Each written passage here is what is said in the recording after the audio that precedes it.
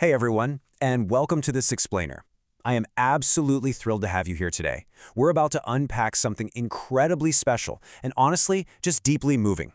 Today, we're diving into a profoundly beautiful piece of poetry, a set of translated Thai lyrics known as The Season the Flowers Bloom. At its core, this whole piece is basically a masterclass in capturing that delicate, often invisible process of emotional rebirth. We aren't talking about some massive, earth-shattering event here. Instead, it's about the quiet, incredibly gentle return of human feeling. If you've ever felt emotionally exhausted or just kind of stuck in a rut, the journey mapped out in this text is going to resonate with you on a massive scale. So get comfortable and let's unravel this beautiful emotional tapestry together.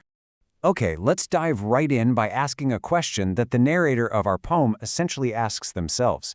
Have you ever forgotten what it feels like to dream? It's a pretty heavy question, right? We're talking about a state where you aren't necessarily devastated, but you definitely aren't happy either. You're just living day to day on autopilot. And our narrator starts in this exact emotional flatline. They're experiencing this profound numbness, a stillness that's gone on for so long that the very concept of having a dream or feeling anything deeply just seems like a distant memory.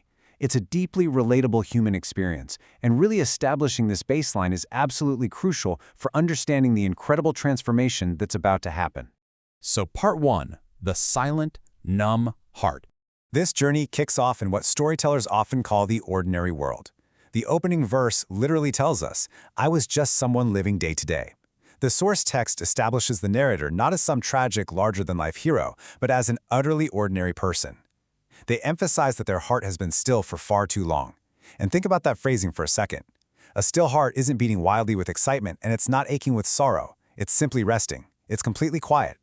The narrator is merely existing, caught in the everyday routine, totally disconnected from the vibrant spectrum of human emotion. And that sets this beautifully stark canvas for the rest of the poem. Which brings us to part 2, the gentle, unintentional catalyst. Now, every story of transformation needs an inciting incident. But the author doesn't use metaphors of lightning strikes or earthquakes or grand fireworks to introduce theirs.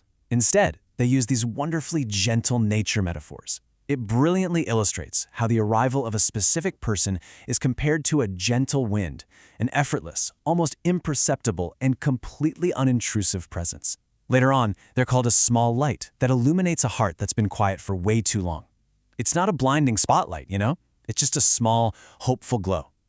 The absolute genius of these lyrics lies in showing how someone can completely change the temperature of your world without making a single loud noise. And that effortless presence leads to this profound realization in the second verse, even though you didn't try at all, just being you. This right here is where the poem transcends your typical romance. The catalyst, this person who entered the narrator's life, didn't make any grand, sweeping gestures to save them. They didn't try to fix the narrator's numbness. They simply existed. They showed up as their authentic selves with an everyday smile, and that alone was the cure.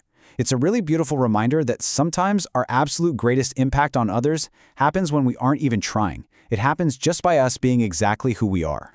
This leads to what is honestly one of the most comforting lines of the entire piece. Just knowing you are in this world is beautiful enough. The narrator admits that the world often makes their heart feel tired and weak, and we all have those days, right? When the sheer weight of the world is just exhausting. But the lyrics offer this simple, powerful antidote. The mere existence of this small light in the world provides immense comfort and solace. It's a passive, but overwhelmingly powerful form of healing. All right, part 3, the season of awakening. Okay, so now that the gentle wind has arrived, we see a stark emotional contrast. We start with a heart that is completely silent, still, tired, and entirely forgetful of dreams. But then, as this person effortlessly enters their life, the vocabulary of the poem completely shifts.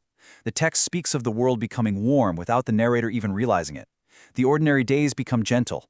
The heart is illuminated, and suddenly, almost out of nowhere, the narrator finds themselves wanting to dream again.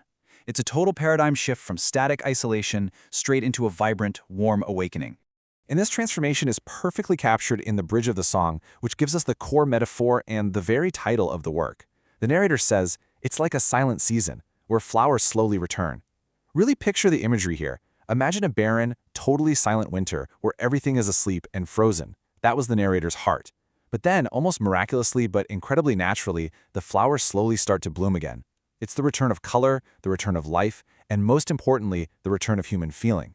It's not an overnight explosion, it's a gradual, beautiful blossoming. If we actually map out this emotional rebirth chronologically, it flows so perfectly. We start in phase 1, the silent days, characterized by that deep numbness we talked about. Then phase 2, the gentle breeze, which is the effortless arrival of the catalyst. This leads right into phase 3, the light returns, where hope actually begins to illuminate the darkness. And finally, phase 4, the flowers bloom, representing the full emotional awakening.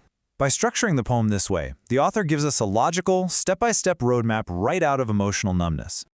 Finally, we reach part 4, a message of deep gratitude. As our narrator fully awakens, their focus shifts entirely outward. The final chorus is anchored by this beautiful series of recurring thank yous. But what exactly are they thankful for? Well, they say thank you to this person simply for entering their small world. Thank you for being the driving force for small dreams, because remember, they had forgotten how to dream entirely. Thank you for comforting a tired heart with just the smile, and for making a rigid, still heart gentle once again. And perhaps most beautifully, for restoring their belief in the beauty of feelings.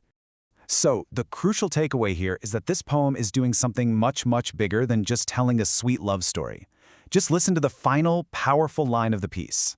Making an ordinary person believe in the beauty of feelings again. The greatest gift the catalyst gave the narrator wasn't just affection. It was the ability to feel anything deeply once more. When you've been numb for a really long time, the simple act of feeling, whether it's joy or longing or just the gentle warmth of an ordinary day, it literally feels like a miracle.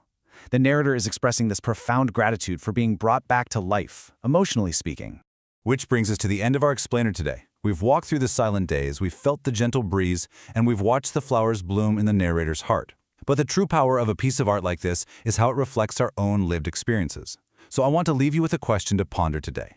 Who is the gentle wind for you? Who brings warmth to your world without even trying? Think about it. Who is the small light in your life? Thank you so much for joining me today. And never forget the profound beauty of simply feeling.